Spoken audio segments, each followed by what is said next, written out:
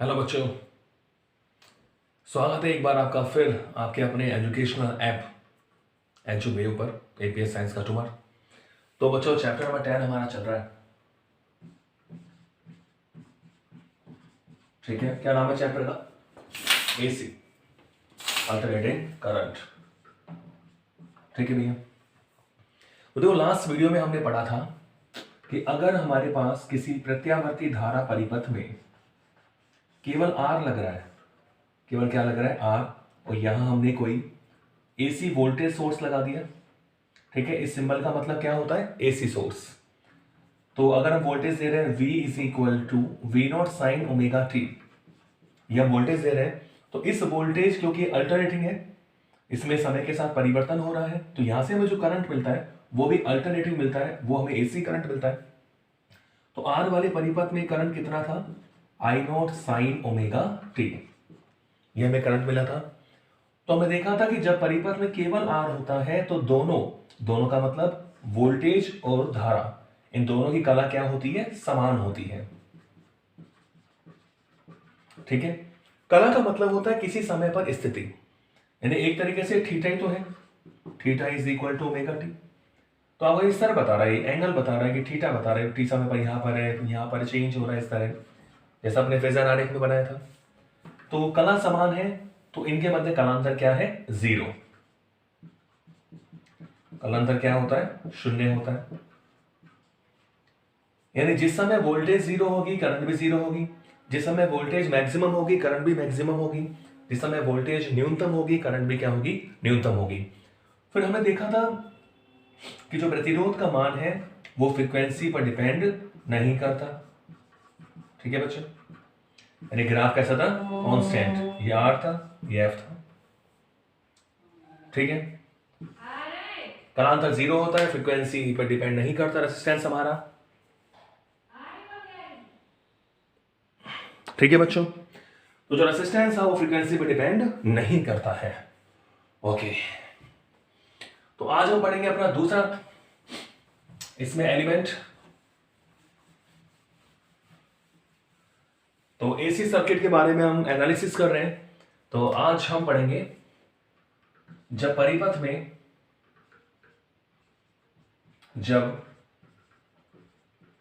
में शुद्ध प्रेरकत्व उपस्थित हो, शुद्ध प्रेरकत्व उपस्थित हो।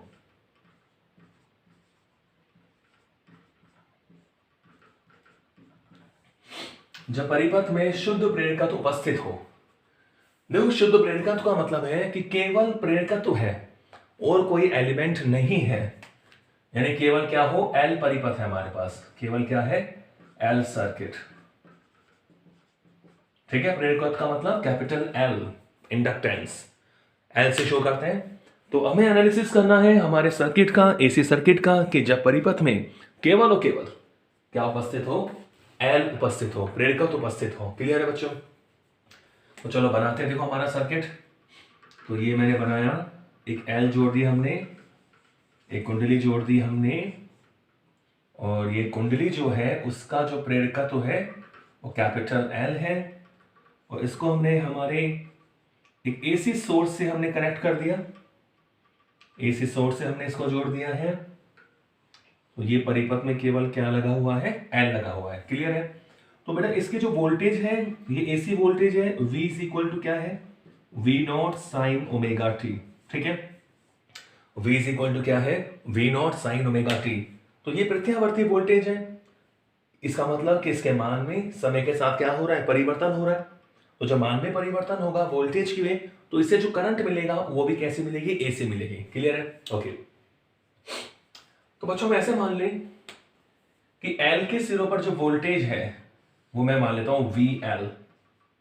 क्या मान लेते हैं? V L. एल के सिरों पर वोल्टेज क्या मान लेते हैं? V L.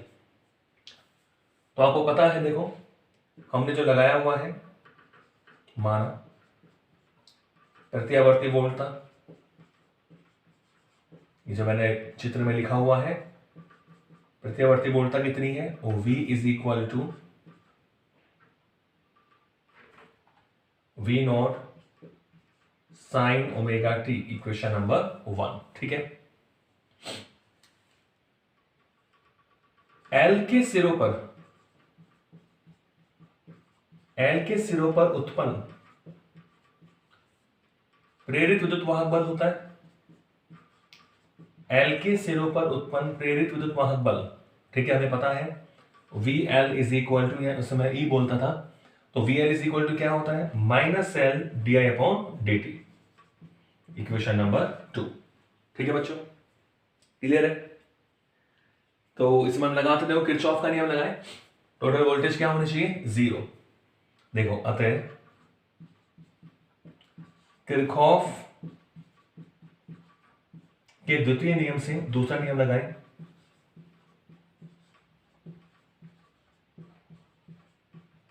अतः किरचॉफ के द्वितीय नियम से क्या होना चाहिए कि summation v is equal to क्या होना चाहिए, 0।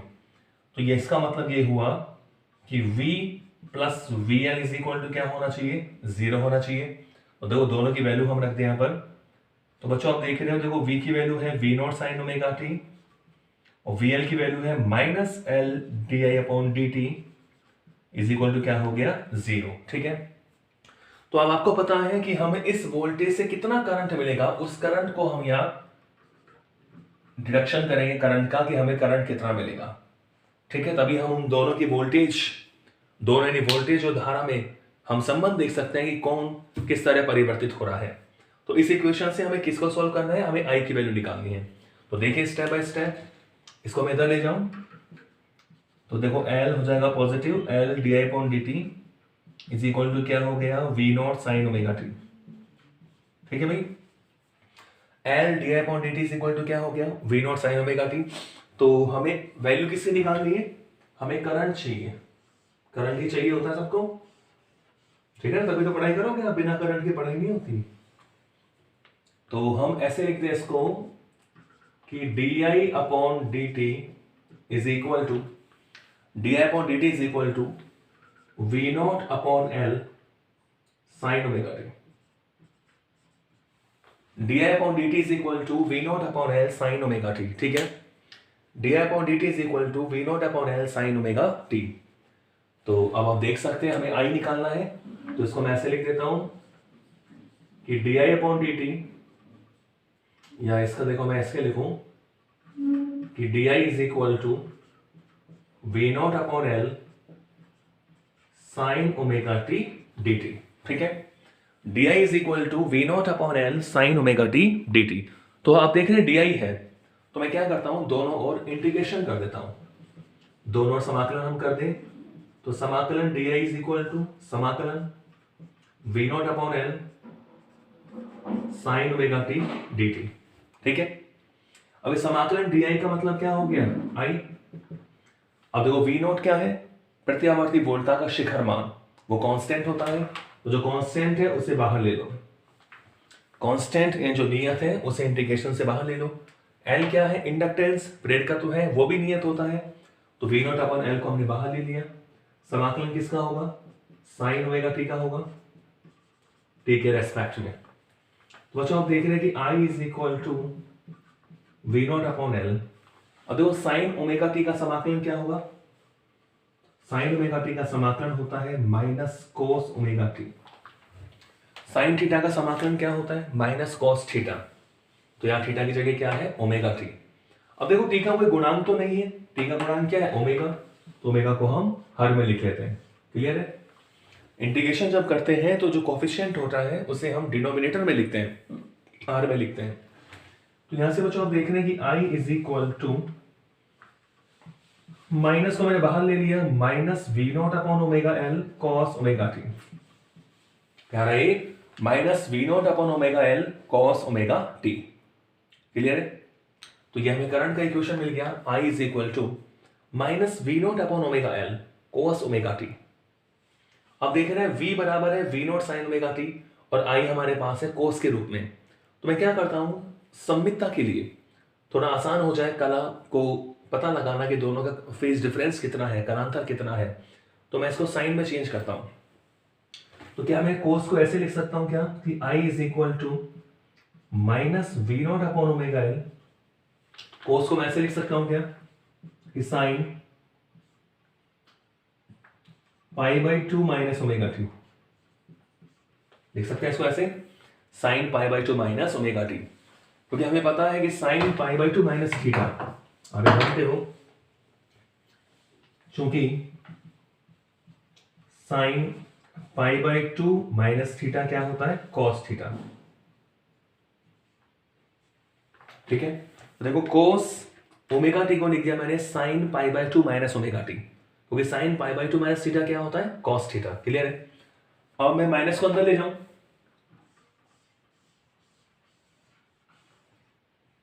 तो यहां से आप देख रहे हैं बच्चों I is equal to V0 upon omega L. इस माइनस को मैं अंदर गुणा कर दूं तो क्या हो जाएगा, साइन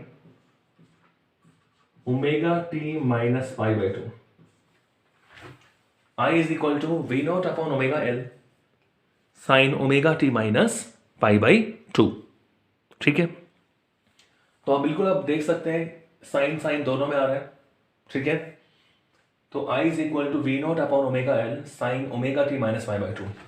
अब आपको पता है हमारा जो इक्वेशन होता है I is equal to I0, यानी ये जो वैल्यू होती है वो शिखर मान होता है, इसको मैं ऐसे लिख देता हूं I is equal to I0 sine omega T minus π/2। ये हो गया इक्वेशन नंबर 2। ठीक है, यानी जो साइन से पहले आएगा वो धारा का शिखर मान होगा, तो यहां हम लिख सकते हैं जहां जो I0 है वो किसके बराबर है, V0 upon omega L, V0 upon omega L. तो ये धारा का शिखर मान है, तो ये प्रत्यावर्ती धारा का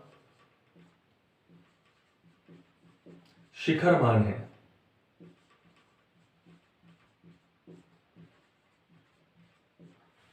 I0 is equal to V0 upon omega L, ये क्या है, प्रत्यावर्ती धारा का शिखर मान। ठीक है, V0 अपॉन ओमेगा एल। अब आप देख रहे हैं ये धारा, ये वोल्टेज, तो अब वोल्टेज में किसका भाग दोगे कि धारा आ जाए, आपको पता है V इज इक्वल टू जैसे IR होता है, तो I इज इक्वल टू क्या हो गया, V अपॉन R, यानी ये अवरोध होना चाहिए, प्रतिरोध होना चाहिए। तो L के केस में जो अवरोध है, देखो इसको अपन ऐसे भी लिख सकते हैं, जहां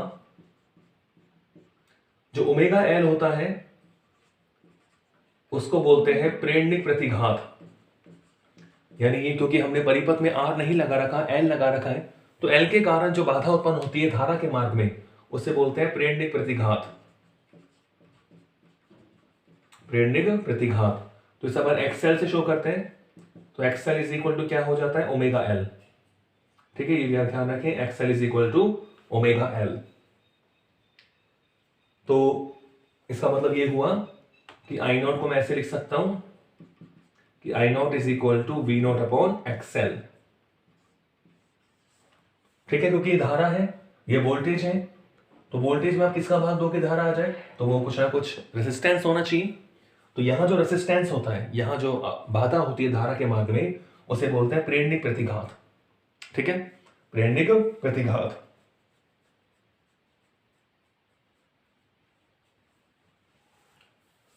XL से शो करते हैं इसको ओमेगा एल, और इसको आप ऐसे भी लिख सकते हो कि ओमेगा को मैं लिख सकता हूं 2πf इंटू एल। इसका मतलब क्या हुआ कि XL is proportional to small f। ठीक है, इसकी बात करेंगे अपन। देखना आपको जो R था, जो प्रतिरोध था, वो आवृत्ति पर डिपेंड नहीं करता, लेकिन यहां पर आप देख रहे हैं कि जो XL है वो आवृत्ति के क्या है, समानुपाती है। तो अभी तो इक्वेशन 2 को देखें, तो समीकरण नंबर 1 और 2 से हमें पता लग रहा है, आप देख रहे हैं वोल्टेज की कला कितनी है, ओमेगा टी। ये वोल्टेज कला कितनी है, ओमेगा टी। धारा की कला कितनी है, ओमेगा टी माइनस π/2। दोनों ही कला समान नहीं है, वोल्टेज की तो कला है ओमेगा टी, और धारा की कला कितनी है, ओमेगा टी माइनस π/2, यानी धारा पीछे है, ओमेगा टी माइनस π/2, यानी π/2 का कलांतर आ रहा है दोनों के बीच में। कितना कलांतर आ रहा है, π/2 का। और धारा जो है वो वोल्टेज से π/2 कलांतर से पीछे है।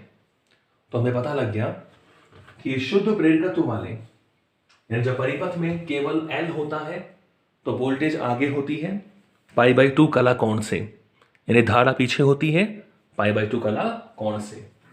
तो हमें क्या बनाना है अब हम ग्राफ बनाएंगे।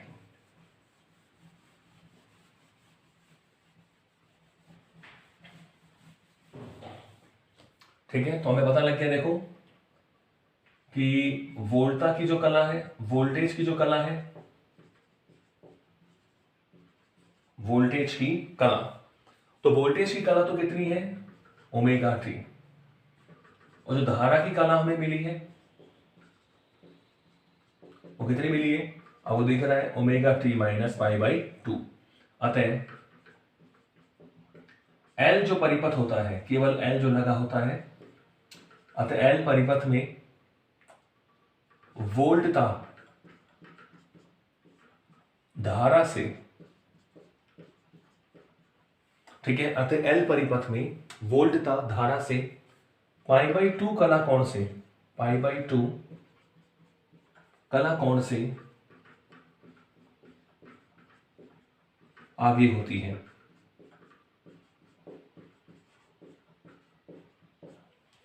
यानी π/2 कलांतर होता है दोनों के बीच में, कलांतर कितना होता है π/2 का।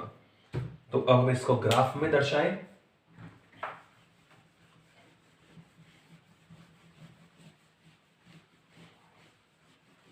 देखिए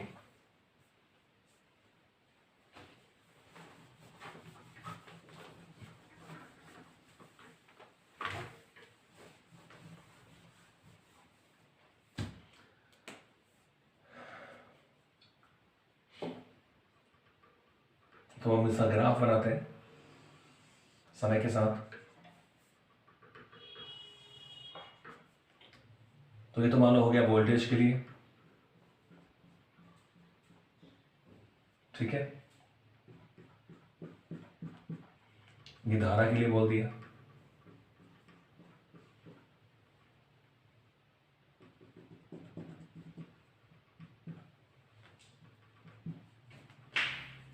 ठीक है भाई, तो मान लो वोल्टेज का अधिकतम मान है V0 और न्यूनतम मान है -V0। धारा का है -I0 और यहां धारा का अधिकतम मान कितना है +I0। ये हमारा टाइम है।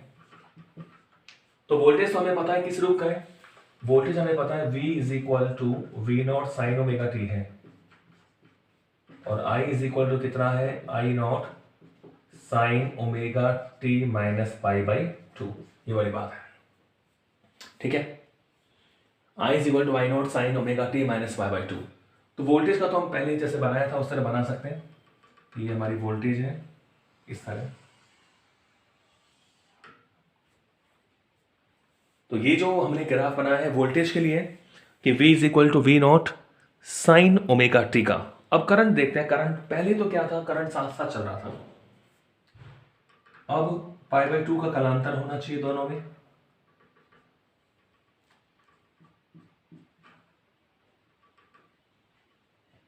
तो ये 0 टाइम था, यहाँ T/4 टाइम है, यहाँ T टाइम है, सॉरी T/2 टाइम है, और यहाँ 3T/4 टाइम है, और यहाँ पूरा आवर्तकाल हो गया कैपिटल T। अब धारा की बात करें कि धारा क्या होगी, तो क्या I की जो वैल्यू है वो T = 0 पर, T = 0 पर क्या I 0 हो रहा है क्या, आप चेक कर सकते हैं। देखो T = 0 पर I क्या होगा, I की वैल्यू रखें I0 sin, T 0 हो गया तो केवल क्या बचेगा -π/2 बचेगा, और sin -π/2 sin माइनस थीटा होता है माइनस साइन थीटा, यानी माइनस का I0, क्योंकि sin π/2 क्या होता है 1। तो आप देख रहे हैं T = 0 पर I 0 नहीं है, I कितना है -I0 है, यानी शुरुआत होगी यहां से -I0। समझ गए, T = 0 पर I 0 नहीं है, I का है -I0 है। और आगे चले, देखो ये पहली वैल्यू निकाली, दूसरी वैल्यू निकाले, T = T/4 पे बात करें तो I = I0 sin, ये हो गया ωt/4 - π/2।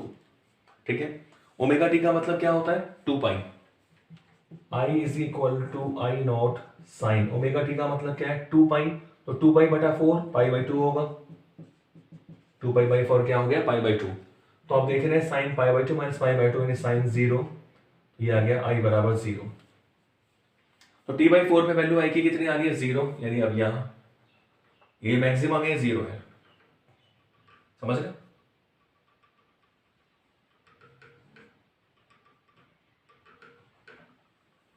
ठीक है, ऐसे मानो आगे वैल्यू निकालू मैं t/2 पर, तो t is equal to t/2 पर i इज इक्वल टू कितना आएगा, t is equal to t/2 पर आप देख सकते हैं, देखो i0 sine omega t/2 minus π/2, t की जगह क्या रख दिया, p/2, ओमेगा t 2 पाई होता है, ओमेगा टी क्या होता है, 2 पाई माइनस π/2, ये पाई माइनस π/2 बचेगा, और साइन π/2 कितना होता है, 1। तो i इज इक्वल टू कितना आ गया, i0। तो t/2 पर वैल्यू आ रही है i0, t/2 पर वैल्यू कितनी आ गई बच्चों, i0। तो t/2 ये रहा, तो ये i0 यहां आएगा, समझ रहे, इस तरह यहां पर, क्लियर है। और एक लास्ट हम वैल्यू निकालें t is equal to 3t/4 पर, तो आप देखेंगे i is equal to i0 sine 3 omega t/4 minus π/2, omega t होता है 2 पाई, तो ये आएगा आपके पास साइन 3π/2 माइनस π/2। अब 3π/2 माइनस π/2 कितना हो जाएगा, पाई, और साइन पाई कितना होता है, 0, तो i क्या हो गया, 0। तो 3t/4 पर i बराबर कितना रहेगा, 0, यहां आएगा, ठीक है। और एक लास्ट वैल्यू हम निकाल ले कैपिटल T पर, t is equal to capital T पर, ठीक है। देखो मैंने सीधे मैं डायरेक्ट ग्राफ भी बना सकता था, लेकिन आपको समझ नहीं आता ग्राफ कैसे बनाया है, तो अब इससे आपको समझ में आ जाएगा कि वैल्यूज से हम ग्राफ बना रहे हैं, अलग अलग टाइम पर अलग अलग वैल्यू जो हमें मिल रही है। कैपिटल T पर देखो i क्या होगा, i0 sine omega t minus π/2, omega t क्या होता है, 2 पाई होता है, तो i0 साइन 2 पाई माइनस π/2, ठीक है, यानी 3π/2, i0 साइन कितना आएगा ये 3π/2, और 3π/2 होता है -1, तो i इज इक्वल टू कितना आ गया, माइनस का i0, ठीक है। तो t पर आएगा ये माइनस का i0, यानी इधर जाएगा, समझ गए। अब ये सारे डॉट को हम मिला दें तो वही आवृत्ति रूप से परिवर्तित होगा, देखो इस तरह, तो हमें इस तरह ग्राफ मिलेगा, देखो, ठीक है। ये हम इस तरह मिला रहे हैं इसको,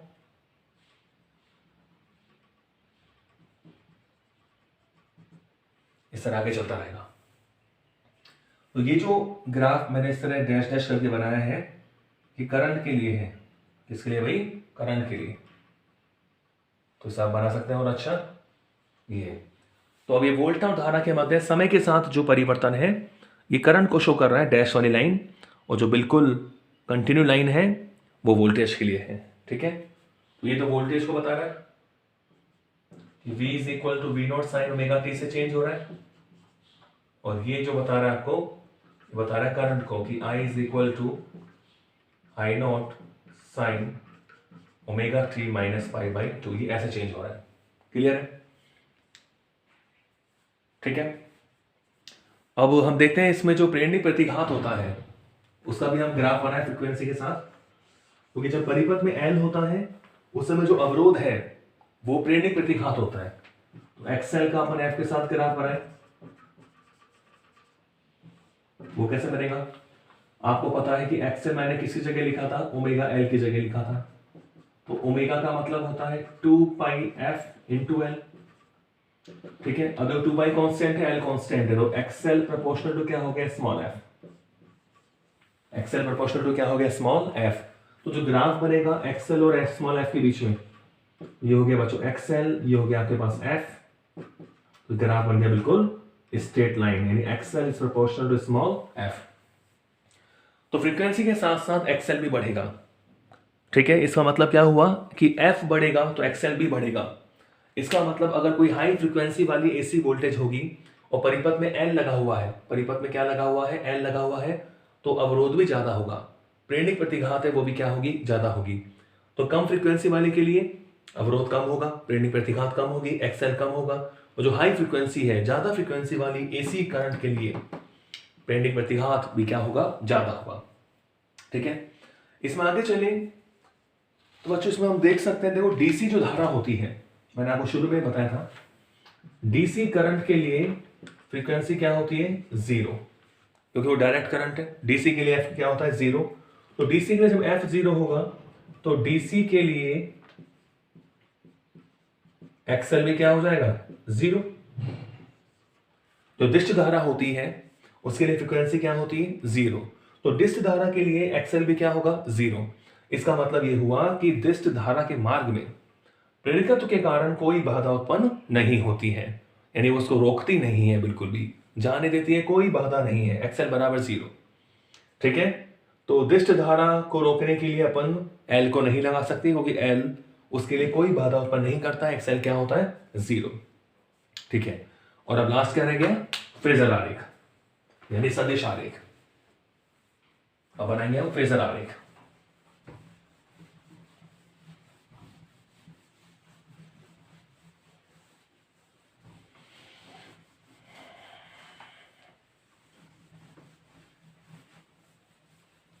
ठीक है, समय के साथ ग्राफ बनाया, एक्सेल का बनाया फ्रीक्वेंसी के साथ। अब इसमें फेजर आरेख किस तरह बनेगा, तो बिल्कुल सिंपल है, देखो फेजर आरेख।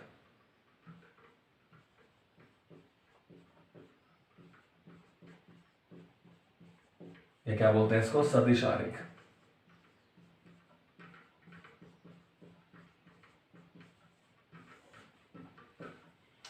फेजर आरेख या सदिश आरेख।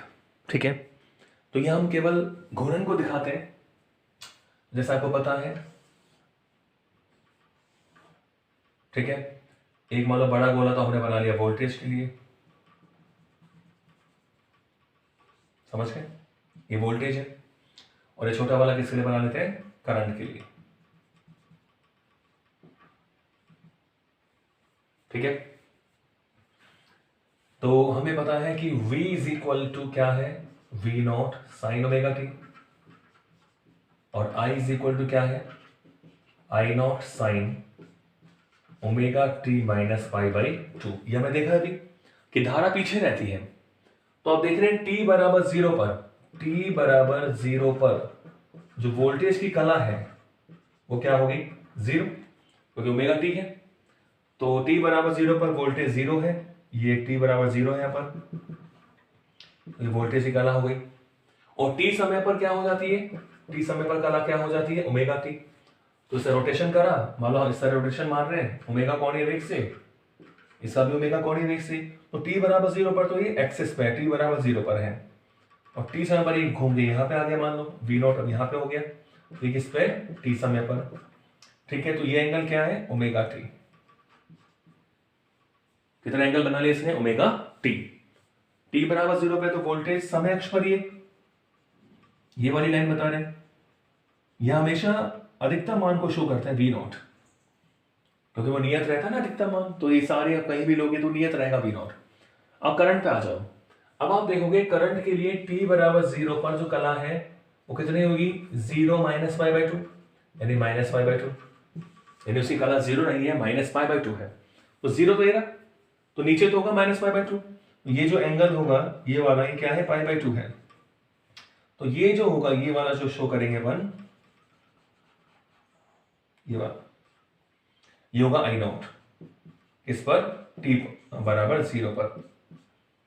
ठीक है, ये 0 था, ये माइनस पाई बाई 2, नीचे क्या हो गया, माइनस पाई बाई 2। अब t समय पर ओमेगा टी और बढ़ गई, तो ये ओमेगा टी और चलेगा, यहां आ गया मान आई नॉट, ये एंगल कितना है, ओमेगा टी।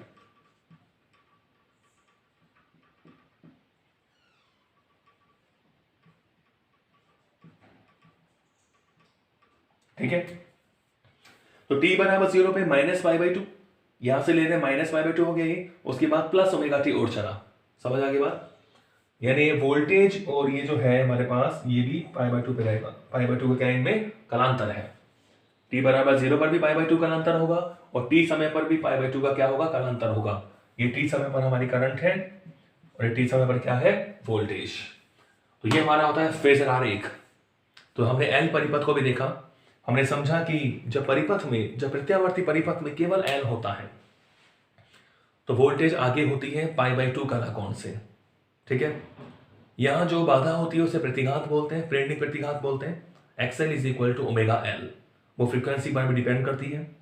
और हमने देखा कि दिष्ट धारा के मार्ग में अगर आप एल लगाओगे तो उससे कोई फर्क नहीं पड़ेगा, कुछ रुकावट उत्पन्न नहीं होगी।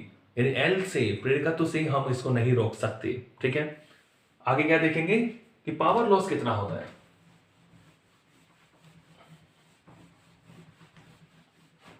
शक्ति की बात करें, तात्क्षणिक शक्ति की बात करें, वहां तो था आर में था VRMS इंटू IRMS।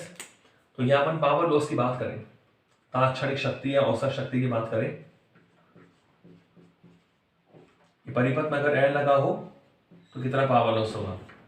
तो शक्ति का मतलब क्या हो गया भाई, P is equal to VI हो गया। ठीक है, क्लियर। तो P is equal to V की वैल्यू क्या थी, V0 साइन ओमेगा टी। ठीक है, और I क्या था, I0 sine omega T minus π/2। Clear है। तो इसको अपन ऐसे भी लिख सकते थे कि P is equal to V0 sine omega t और साइन ओमेगा टी माइनस π/2, तो ये हो जाएगा माइनस का कोस ओमेगा टी, माइनस का कोस ओमेगा टी। ठीक है, ओमेगा टी माइनस π/2। तो P इज इक्वल टू ये हो गया माइनस का V0 I0 sine omega t और एक कॉस ओमेगा टी। अगर हम 2 से ऊपर नीचे गुणा कर दें, देखो माइनस का V0 I0 बाई 2, ये हो गया 2 sign omega T cos omega t. ठीक है, थोड़ा सा सिंपल करने के लिए। अब 2 साइन थीटा कॉस थीटा क्या होता है, साइन 2 थीटा। ये हो गया माइनस का V0 I0 by 2 sine theta cos theta होता है साइन 2 थीटा, तो ये हो गया sine 2 omega t, sine 2 omega t. तो ये तो बच्चों तात्क्षणिक शक्ति आ गई। औसत की बात करें, एवरेज पावर की बात करें, देखिए औसत शक्ति, क्योंकि हम एवरेज ही निकालते हैं, क्योंकि जो वैल्यू चेंज हो रही है वो हमें एवरेज ही निकालना पड़ता है। तो एवरेज भी ये हो गया औसत शक्ति, एवरेज पावर। तो अगर ये तो आपको पता है माइनस का V0 I0 बाई 2 कांस्टेंट पे बाहर ले लिया, तो अंदर हमें केवल किसका एवरेज लेना है, साइन 2 ओमेगा टी का एवरेज लेना है। ठीक है, माइनस V0 I0 बाई 2 को बाहर ले लिया, अंदर एवरेज लेंगे साइन 2 ओमेगा टी का। और आपको पता है कि साइन 2 ओमेगा टी का एवरेज क्या होता है, 0, यानी इसमें कोई पावर लॉस नहीं होता। ये मैंने क्यों लिखा, क्योंकि साइन 2 ओमेगा टी का जो एवरेज होता है वो क्या होता है, 0 होता है। ठीक है, तो इसका मतलब ये हुआ कि जब परिपथ में एल होता है, प्रेरकत्व तो होता है, तो पावर लॉस 0 होता है। क्लियर है। तो आज की वीडियो में इतना ही, नेक्स्ट मिलते हैं नेक्स्ट वीडियो के साथ। Thank you.